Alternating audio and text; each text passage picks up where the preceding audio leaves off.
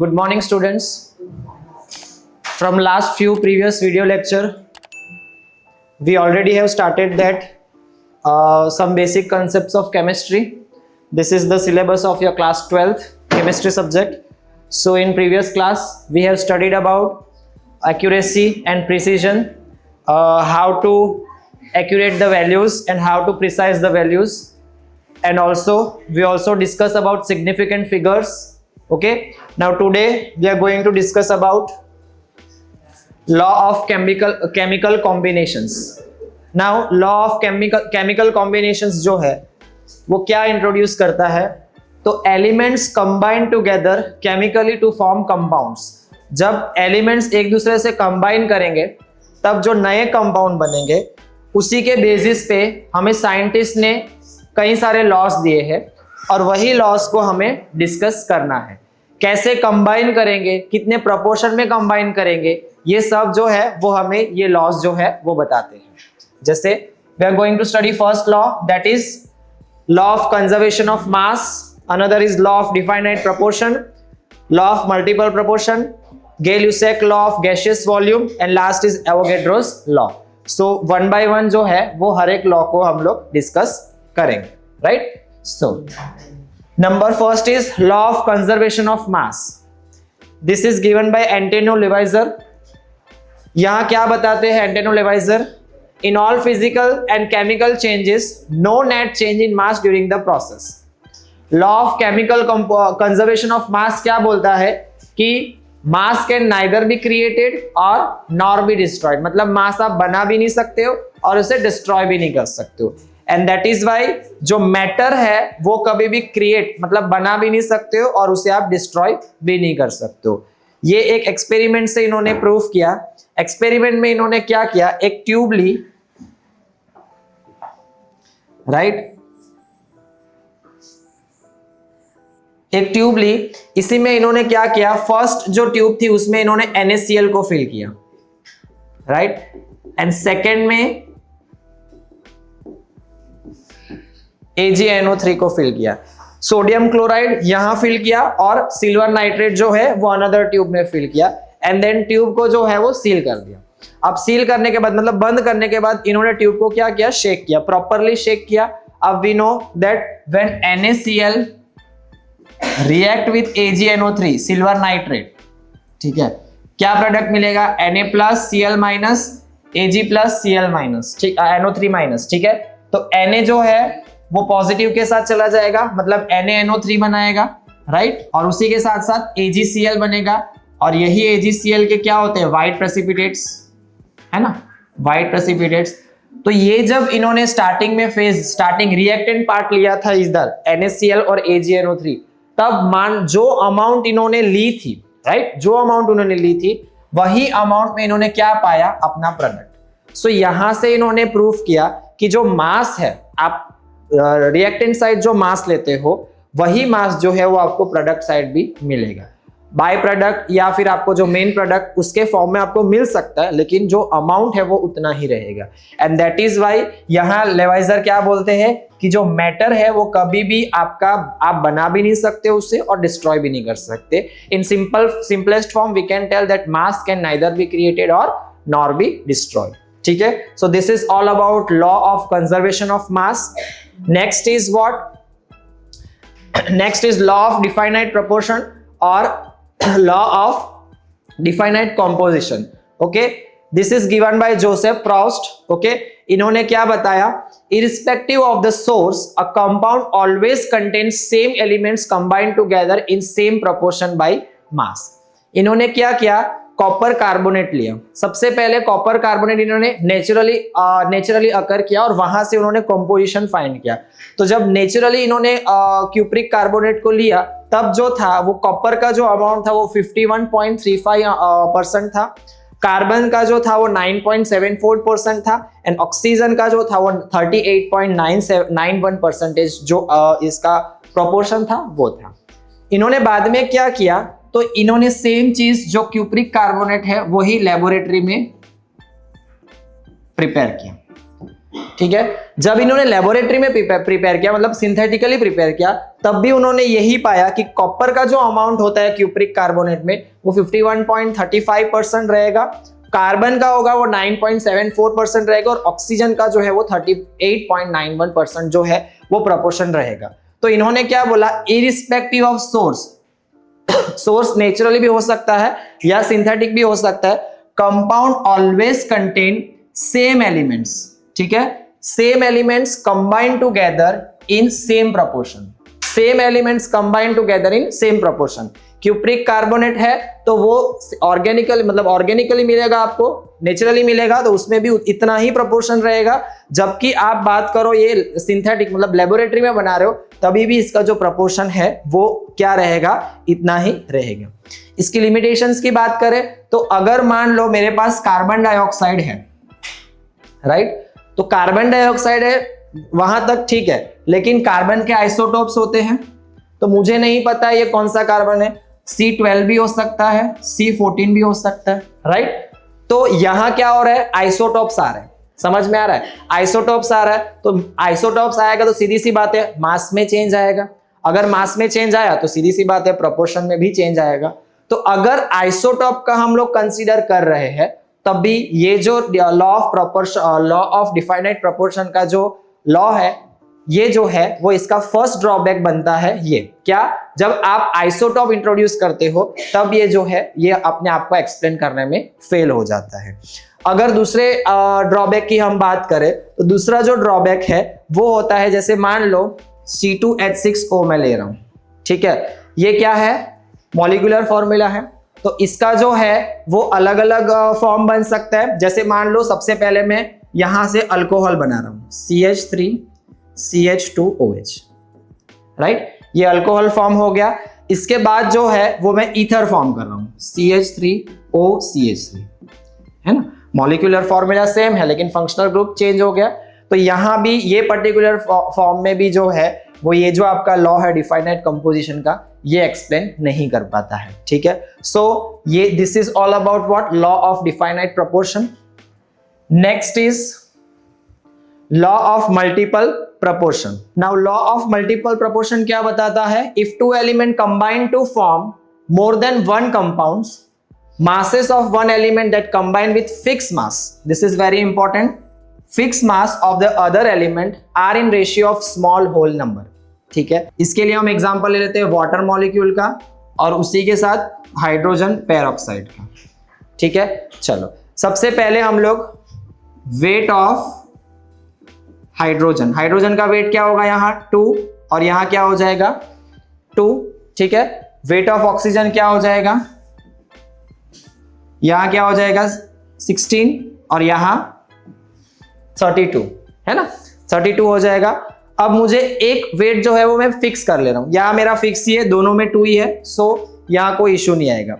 ये वेट मैं फिक्स कर ले रहा हूं, ठीक है। अब यही वेट से मैं इसको कंपेयर करूंगा, राइट। तो मान लो ये 2 है तो इसको भी मैं 2 से डिवाइड कर रहा हूं, तो 16 डिवाइड बाई 2 क्या हो जाएगा 8, और ये 32 डिवाइड बाई 2 क्या हो जाएगा 16। अगर मैं इसके रेशियो की बात करूं तो 8:16 मतलब 8 1 जा 8, 8 2 जा 16, स्मॉल होल नंबर में रेशियो आ रहा है। मतलब कहने का मतलब क्या है कि एक वेट को मैं फिक्स कर रहा हूं और उसी को ध्यान में रखते हुए इसका प्रोपोर्शन में फाइंड करूंगा, तो मेरा जो आंसर आएगा वो क्या आएगा स्मॉल होल नंबर, क्या आएगा small whole number, and it is given by Dalton, ठीक है। ये जो है वो डाल्टन ने लॉ ऑफ मल्टीपल प्रोपोर्शन जो था वो दिया था। Okay, so this is all about law of multiple proportion. Another one is Gay Lussac law of gaseous volume. ये जो लॉ है, यही जो लॉ है वो गैसियस वॉल्यूम के लिए एप्लीकेबल होता है। जितने भी हम लोग ने लॉज देखे उसमें से जो ये लॉ है वो गैसियस वॉल्यूम के लिए एप्लीकेबल होता है। यहां क्या होता है, at constant temperature and pressure when gaseous combine और are produced in chemical reaction they do so in a simple ratio by volume. जैसे यहां देखो एग्जांपल लिया है, reaction between hydrogen and oxygen. यहां hydrogen gas oxygen gas react कर रही है और आपको वाटर मॉलिक्यूल दे रही है, ठीक है। अगर बात करूं मैं यहां, तो यहां H2 हो रहा है, H2 का रिएक्शन किसके साथ हो रहा है H2 plus O2, and it gives you what? Water. Okay, so यहां अगर हम देखें तो रिएक्शन को सबसे पहले बैलेंस कर देते हैं, ठीक है। क्या रिएक्शन बैलेंस होगी? यहां मुझे 2 लगाना पड़ेगा और यहां भी मुझे 2 लगाना पड़ेगा, ठीक है। अब देखो, जब मेरे 2 वॉल्यूम H2 गैस रिएक्ट कर दी थी, तब मेरा 1 वॉल्यूम ऑक्सीजन रिएक्ट कर रहा है, मतलब 2 moles of hydrogen gas react कर रही है, तब मेरा 1 वॉल्यूम जो है वो ऑक्सीजन रिएक्ट कर रहा है और मुझे 2 वॉल्यूम जो है वो वाटर मिल रहा है, राइट। अब ये जो है 2 moles of H2, 1 mole of oxygen and 2 mole of water, ये जो है वो मेरा सिंपल होल नंबर है। इसका अगर रेशियो में देखूं तो 2:1:2 होगा, ठीक है। तो कितने भी अमाउंट आप लो, कितना भी अमाउंट लो, लास्ट में आपको यही मिलेगा। जैसे यहां देखो, मान लो 100 ml मैंने H2 गैस ली, ठीक है, तो उसकी आधी मुझे O2 लेनी पड़ेगी क्योंकि ये 2 वॉल्यूम था और ये 1 वॉल्यूम था। तो 100 वॉल्यूम मैंने क्या लिया? H2 गैस, तो 50 वॉल्यूम मुझे O2 लेना पड़ेगा। और बाद में क्या मिला था?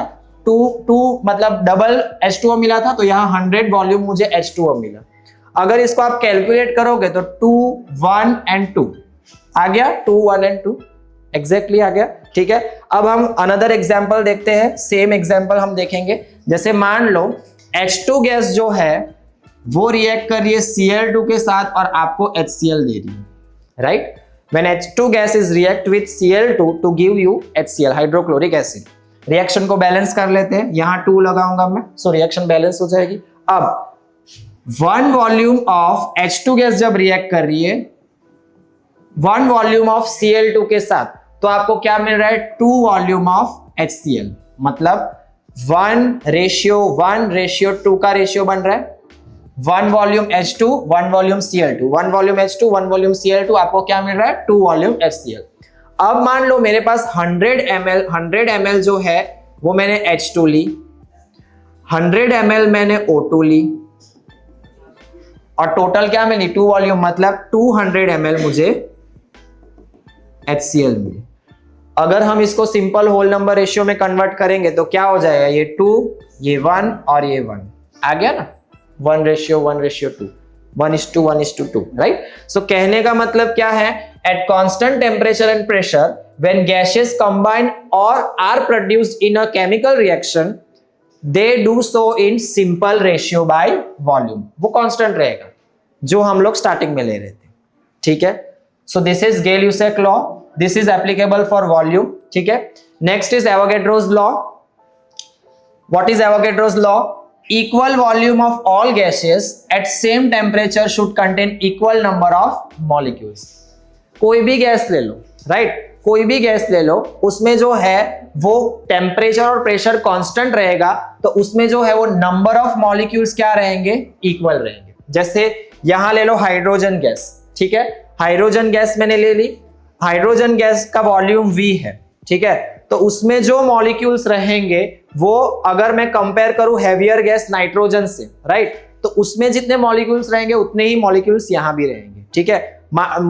वॉल्यूम जो है वो दोनों का VmL है, मतलब वॉल्यूम सेम है, इक्वल है, राइट।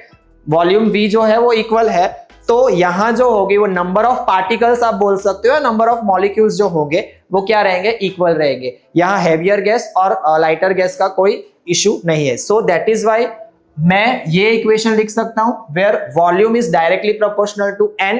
n क्या होता है? नंबर ऑफ मॉलिक्यूल्स, मतलब नंबर ऑफ मॉलिक्यूल्स पे उसका वॉल्यूम डिपेंड करेगा, ठीक है, irrespective of mass of gas molecules, ठीक है। सो एवोगैड्रोस लॉ क्या बताता है आपको कि equal volume of all gas at same temperature and pressure should contain equal number of molecules, right. Number of molecules क्या रहेंगे? इक्वल रहेंगे, ठीक है, वॉल्यूम बस इक्वल रहना चाहिए दोनों का, ओके। सो अगर हम यहां देखें, देखो reaction between hydrogen and oxygen, यहां मान लो VmL मैंने क्या लिया है? Hydrogen, VmL hydrogen, VmL oxygen, तो यहां जो है वो आपको क्या मिलेगा? तो यहां जो नंबर ऑफ मॉलिक्यूल्स जितने यहां रहेंगे उतने ही नंबर ऑफ मॉलिक्यूल्स आपको लास्ट में भी मिलेंगे, ठीक है। So this is all about Avogadro's law. Next is Dalton's atomic theory और एटम्स एंड मॉलिक्यूलर मासेस। ये दो टॉपिक हमें पढ़ना है। Dalton's atomic theory we are going to study, so Dalton's atomic theory क्या बताती है? So matter consist of indivisible atoms, ठीक है। अकॉर्डिंग टू डाल्टन एटम्स जो होते हैं उसको आप डिवाइड नहीं कर सकते हो। खैर हम लोग अभी हमें पता है कि atoms are further divided into what? Electron, proton and neutron, ठीक है। लेकिन जब डाल्टन ने ये थियरी दी थी तब डाल्टन ने क्या बताया था कि आप जो है वो एटम को डिवाइड नहीं कर सकते हो। All atom of a given element have identical properties, including identical mass. Atom of different element in differ in mass. मतलब यहाँ जो एटम होते हैं वो पर्टिकुलर एटम्स का जो है वो आइडेंटिकल प्रॉपर्टीज, खुद की प्रॉपर्टीज होती है और साथ ही साथ जो है वो उनका मास होता है। और जो एटम्स होते हैं वो अलग अलग एलिमेंट्स में उनका जो मास होता है वो क्या होगा? अलग अलग, मतलब डिफरेंट डिफरेंट होगा, ठीक है। Compounds are form when atom of different element combine in fix ratio. वो आगे हम लोग ने देखा, एक फिक्स रेशियो में एटम्स कंबाइन करेंगे और हमें कंपाउंड जो है वो फॉर्म करके देंगे। Chemical reaction involve reorganisation of atoms, this are neither created not destroyed in a chemical reaction, ठीक है। केमिकल रिएक्शन जब होगी तब एटम्स क्या करेंगे? रीऑर्गेनाइज, मतलब अपनी ऑर्गेनाइजेशन जो है वो चेंज करेंगे और आपको जो है वो एक नया कंपाउंड बना के देंगे, राइट। मतलब उसका जो पोजीशन है वो चेंज करेंगे यहां से वहां और एक नया कंपाउंड बना के देंगे। बट ये चीज हमें ध्यान में रखनी है कि जब हम एटम जो है उसे हम जो है वो क्रिएट नहीं कर सकते और डिस्ट्रॉय भी नहीं कर सकते। वो अपनी जो है वो जो ऑर्गेनाइजेशन है रीऑर्गेनाइज हो जाएंगे, यहां से वहां से यहां हो सकते, बट उसे हम डिस्ट्रॉय नहीं कर सकते। जैसे यहां देखो, हाइड्रोजन ऑक्सीजन हाइड्रोजन है, यहां एटम्स है। अब एटम का रिएक्शन हमने किया और वाटर मॉलिक्यूल फॉर्म हुए, ठीक है। मतलब यहां H2O है ना, 2 हाइड्रोजन और 1 ऑक्सीजन, एक बना, 2 हाइड्रोजन और 1 ऑक्सीजन यहां बना। मतलब फॉर्मेशन उसका चेंज हुआ, बट एटम्स जो थे वो वहीं के वहीं है, 2 hydrogen 2 hydrogen 1 oxygen, 2 hydrogen 2 hydrogen 1 oxygen. समझ रहे हो? कहने का मतलब क्या? We can not create atom और we can not destroy the atom, ठीक है। So that's all for today's. In next video class, we will discuss about drawbacks of Dalton's atomic theory, and we will discuss about what is atoms, what is molecular masses. Okay, thank you.